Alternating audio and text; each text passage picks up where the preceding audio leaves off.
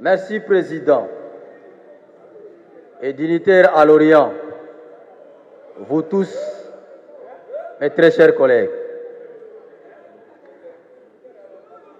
mon intervention, c'est un constat. Sur le projet de loi portant reddition des comptes, le constat général est que les postes budgétaires relatifs aux institutions politiques ont connu des dépassements monstrueux. Pendant que les dépenses peu pauvres ou celles ayant trait aux investissements du développement ont été exécutées en deçà des prévisions budgétaires dûment votées par les parlements. Pour simple illustration, aucun centime, alors aucun, n'a été décaissé tout au long de l'exercice 2020 à ce qui concerne la Caisse nationale de péréquation, alors que cette dernière est destinée au financement des projets et programmes d'investissement public en vue d'assurer la solidarité nationale et de corriger les déséquilibres de développement entre provinces et entités territoriales décentralisées. Reddition des comptes, tome 1, volume 8, page 68. Cependant, pire est de constater qu'à la primature, au cours de la même période, des dépassements de plus de 15 000% sont enregistrés sur le fonds alloué à la réhabilitation du bâtiment du secrétaire général, pour lesquels les crédits ont été plafonnés à la hauteur de 6 millions. Suivez bien les termes, 6 millions 684 497 000 francs congolais.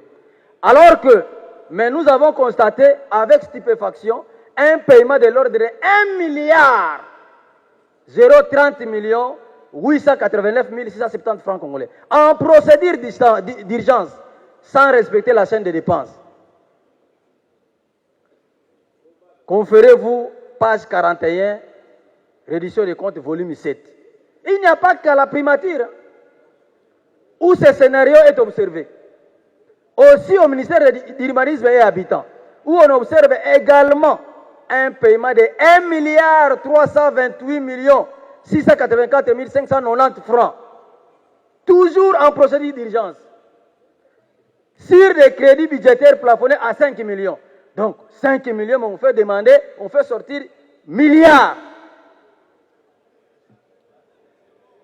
Conférez-vous à la page 66, reddition des comptes, volume 7. Ce n'est pas fini. Au ministère de l'énergie, le peuple congolais a besoin de l'électricité, mais suivez le scénario. Sur un crédit budgétaire plafonné à 2 milliards 412 millions 799 160 francs congolais pour le projet d'électrification des 50 chefs liés. L'argent décaissé, 4 milliards. Et malheureusement, ce décaissement a fait l'objet d'une disparition mystérieuse. Disparu. Étant donné qu'au niveau du ministère, à notre possession, rien n'a été fait. Toujours sur la page 70 de la même exercice. Outre ce scandale, malheureusement, le projet Katende, centrale Katende et Kakobola, 8 jeeps devaient être alloués pour le mouvement. Le montant à hauteur de 1 milliard 692 millions. Mais on a décaissé 7 milliards. Non. Page 71 du même document. Président, ça fait tellement mal. Avec consternation, Président. Vous savez, ces habits de charges publiques à des enrichissements personnels et individuels. Un groupe d'individus s'approprie de la révolution économique pour eux seuls. Et comme vous le savez, de toute évidence, le dépassement budgétaire, selon la loi relative aux finances publiques, est une faute de gestion.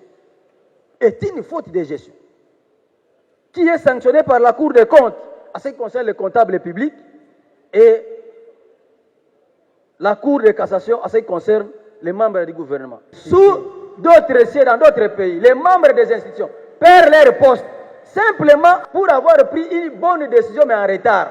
Mais ici, des détourneurs, des voleurs sont respectés, périmités même. Président, là, le changement est une loi. Changer la façon de faire. Nous devons changer. Ce n'est pas possible. Ce n'est pas possible. Et ça mène au découragement collectif. C'est comme ça que les fonctionnaires sont découragés. C'est un comportement qui a découragé le peuple congolais.